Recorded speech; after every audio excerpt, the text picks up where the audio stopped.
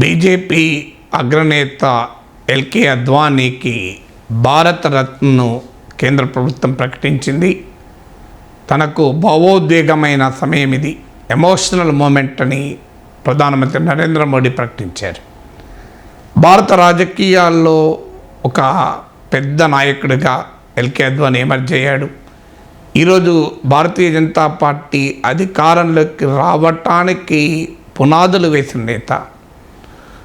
Emergency వ్యతిరేక పోరాటంలో కీలక భూమిక పోషించి జనతా పార్టీ ప్రభుత్వంలో భాగమై అటల్ బిహారీ వాజ్పేయికి అత్యంత సన్నిహిత సహచరుడిగా, ఉప ప్రధానిగా సుదీర్ఘ రాజకీయ జీవితం కలిగిన 96 ఏళ్ల అద్వానీకి భారతరత్న రావడం ఆశ్చర్యం కాదు. అయితే నరేంద్ర మోడీ బీజేపీ అధికారంలోకి వచ్చిన 10 ఏళ్ల తర్వాత రావడమే ఆశ్చర్యం. అందువల్ల ఇందులో ఆశ్చర్యకరమైన అంశం ఇది ఒకటే. అది కూడా కర్పూరి ఠాకూర్కు ప్రకటించిన సమయంలో అద్వానీకి ప్రకటించలేదు. వాస్తవంగా భారతరత్న రిపబ్లిక్ డే ముందు ప్రకటిస్తారు. అందులో భాగంగానే కర్పూరి ఠాకూర్కు భారతరత్న ప్రకటించారు. రిపబ్లిక్ డే కన్నా ముందు భారతరత్న, పద్మ అవార్డులను ప్రకటిస్తారు. సో కర్పూరి ఠాకూర్కు భారతరత్న ప్రకటించినప్పుడు కూడా అద్వానీని ప్రకటించలేదు. అలాగే రామమందిర నిర్మాణానికి తొలుత అద్వానీకి ఇన్విటేషన్ రాలేదు. దానిపైన తీవ్రమైన వ్యతిరేకత వచ్చాక మళ్ళీ వెళ్ళి ఇన్వైట్ చేశారు. అయితే ఆయన వృద్ధాప్యం వల్ల రాలేకపోతున్నాడు అంటూ మాట్లాడారు. రావడమా రాకపోవడమా అనేది అద్వానీ తీసుకోలేని నిర్ణయం. ఇన్వైట్ చేయడం అనేది కనీసమైన బాధ్యత. మనం చాలామంది ఇన్వైట్ చేస్తాం, వాళ్ళు రాకపోయినా ఇన్వైట్ చేస్తాం. 90 ఏళ్ళు కాదు, 100 ఏళ్ళ తాతయ్యలను కూడా ఇన్వైట్ చేస్తాం. ముందు వాళ్ళకే కార్డు ఇస్తాం. ఏదైనా శుభకార్యం ఉంటే వాళ్ళు వస్తారా రారతో సంబంధం లేదు.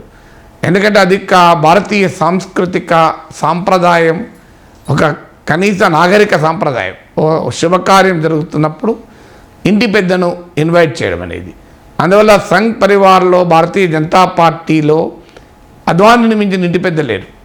కానీ ఆయనకు ఇన్వైట్ కూడా మొదట్లో చేయలేదంటే మనం అర్థం చేసుకోవచ్చు. సో వీటన్నిటినీ డాట్స్ను కలిపితే ఏమి విశ్లేషణ? మోడీ ప్రైమ్ మినిస్టర్ అయి బీజేపీకి ఏకపక్షంగా అధికారం వచ్చిన 10 ఏళ్లకు దాకా అద్వానీకి భారత్ని ఎందుకు ఇవ్వలేదు? అలాగే అద్వానీకి భారతరత్న కర్పూరి ఠాకూర్తో పాటు ఎందుకు అనౌన్స్ చేయలేదు? రామమందిర నిర్మాణానికి ముందు ఆయనకు ఇన్విటేషన్ ఎందుకు రాలేదు? ఈ 3 ప్రశ్నల డాట్లను కలిపితే ఇప్పుడు ఎందుకు ఇచ్చారు అనేది మరో 4వ అంశంగా ముందుకు వస్తుంది. అందరికీ తెలుసు మోడీ అద్వానీకి మధ్య ఉన్న ఎమోషనల్ గ్యాప్. అంటే అద్వానీ ప్రధానమంత్రి కావాల్సిన సందర్భంలో నరేంద్ర మోడీ అయ్యాడు అన్నది ఒక అందరికీ తెలిసిన ఫ్యాక్ట్. అంటే 2014 ముందు భారతీయ జనతా పార్టీ అద్వానీ అభ్యర్థిత్వాన్ని ప్రకటిస్తారనుకున్న సమయంలో ప్రైమ్ మినిస్టీరియల్ క్యాండిడేట్గా అప్పుడు గుజరాత్ ముఖ్యమంత్రి అయిన ఎల్కే అద్వానీని 2013లో బీజేపీ ప్రకటించింది. అయితే బీజేపీ తప్పు చేసిందా అంటే ఇవాళ బీజేపీ సాధిస్తున్న విజయాలను చూస్తే మోడీ ఎంపిక చేయడం ఆ పార్టీకి లాభం జరిగింది తప్ప నష్టమే జరగలేదు. నిజంగా అద్వానీని ఎంపిక చేసి ఉంటే బీజేపీ ఈ స్థాయిలో విజయాలు సాధించేదా అంటే ప్రశ్నార్థకమే. అందువల్ల పొలిటికల్గా బీజేపీ తనకు లాభమయ్యే డిసిషనే ఆ రోజు తీసుకుంది. అద్వానీని కాకుండా మోడీని ప్రైమ్ మినిస్టర్ క్యాండిడేట్గా ప్రకటించింది. కానీ సహజంగానే అద్వానీ నొచ్చుకున్నాడు.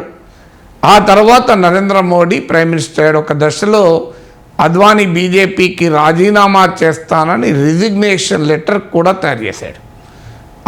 ఆ లెటర్ తయారు చేసిన సమయంలో అద్వానీకి ఇంట్లో మన తెలుగు నాయకుడు కూడా ఒక అతను కీలకమైన నాయకుడు ఉన్నాడని కూడా బీజేపీ వర్గాలు చెప్తూ ఉంటాయి.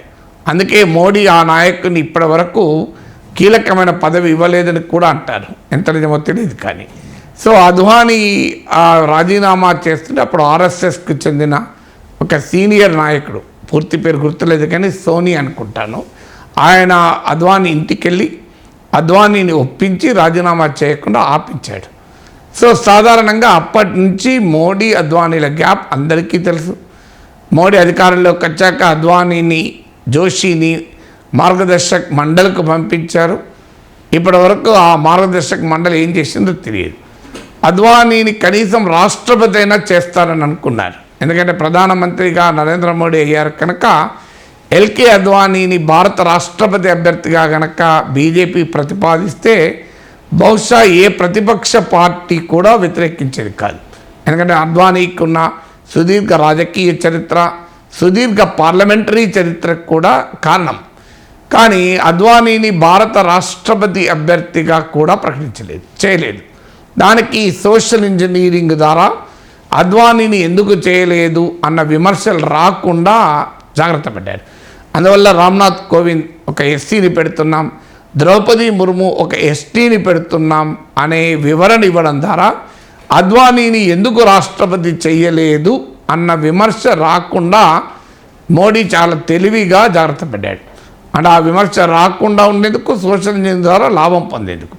సో ఏ రకంగానైనా మోడీ సోషల్ ఇంజనీరింగ్ ద్వారా అద్వానీకి చెక్ పెట్టాడు ఒక రకంగా.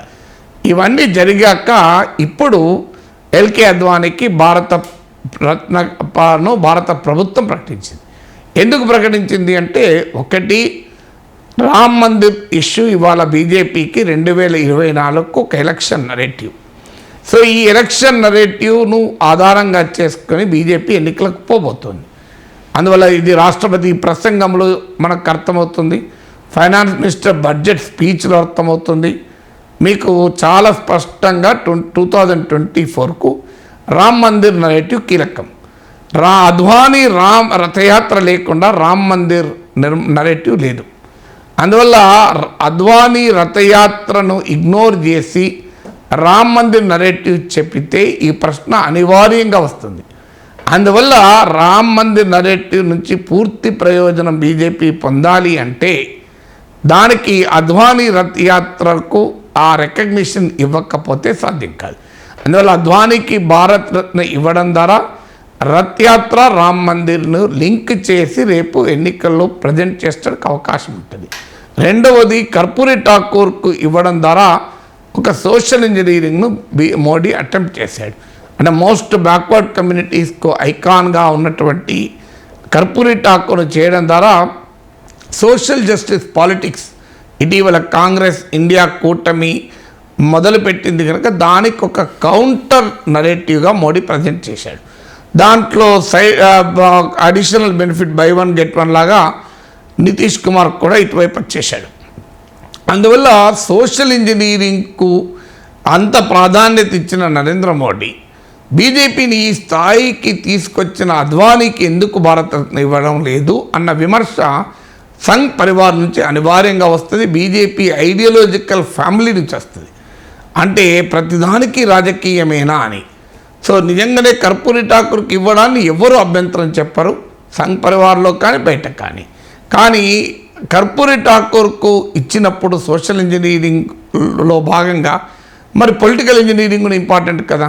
సో బీజేపీ ఐడియాలజికల్ ఫ్యామిలీని సంతృప్తిపరచాలి కదా. ఆ బీజేపీ ఐడియాలజికల్ ఫ్యామిలీకి మోడీకి గ్యాప్ వస్తే మళ్ళీ బీజేపీ నష్టపోతుంది.